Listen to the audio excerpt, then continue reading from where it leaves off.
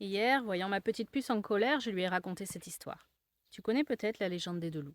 Je l'ai racontée à ma fille avec mes animaux, un lion et un cheval. Avant, il y avait un combat terrible qui se passait à l'intérieur de moi. Un combat entre un lion et un cheval. Le lion, c'est la force, la puissance. C'est celui qui ose dire non, qui pose ses limites, qui prend sa place, qui rugit quand on dépasse son territoire. Le cheval, c'est la sensibilité. Celui qui ressent tout, qui écoute, qui accueille l'autre, qui avance avec douceur et intuition. Ce même combat peut se passer à l'intérieur de toi et de chacun de nous. Ma petite fille a réfléchi puis m'a demandé « Et lequel des deux gagne ?» J'aurais pu répondre « Celui que tu nourris ». C'est ce qu'on entend souvent. Mais avec mes chevaux, j'ai appris autre chose. Si tu ne nourris qu'un seul des deux, ils souffrent tous les deux. Si tu ne nourris que ton lion, tu deviens dur, tu imposes, tu contrôles. La force sans douceur, c'est de la rigidité.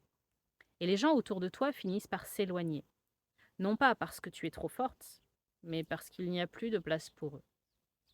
Mais si tu ne nourris que ton cheval, et c'est là que beaucoup de femmes se reconnaissent, alors tu donnes, tu accueilles, tu t'adaptes, tu t'effaces. Et pendant un temps, ça ressemble à de la douceur, à de la générosité, à quelqu'un de bien. Mais le lion, lui, attend. Il attend dans l'ombre, de plus en plus affamé. Et un jour, il se manifeste autrement. Parfois, c'est de la fatigue, profonde, inexplicable. Tu fais les choses, tu souris, tu gères, mais tu te sens invisible, comme si tu existais pour les autres, jamais pour toi. Parfois, c'est la culpabilité, permanente, irrationnelle. Tu t'excuses de prendre de la place, tu t'excuses d'avoir des besoins, tu t'excuses d'exister presque. Parfois, c'est de la colère, celle qui sort de nulle part. Tu t'énerves sur tes enfants pour un rien, tu exploses pour quelque chose d'insignifiant, et après, tu culpabilises encore, parce que tu ne comprends pas d'où ça vient. Ça vient du lion affamé, celui qui n'a plus d'autre moyen de se faire entendre. Alors ma petite fille a redemandé « Et lequel des deux gagne ?» Et j'ai souri. Quand tu les nourris tous les deux, il n'y a plus de combat. Le lion n'a pas besoin d'exploser pour exister. Le cheval n'a plus besoin de s'effacer pour être aimé. Parce que le cheval a besoin du lion.